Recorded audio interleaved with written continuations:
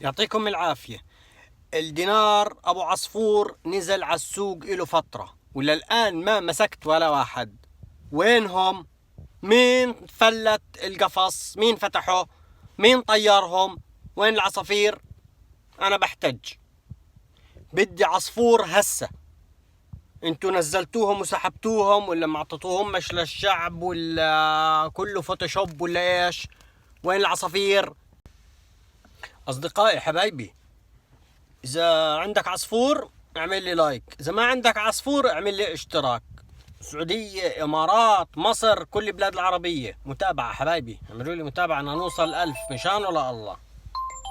اشوفكم على خير.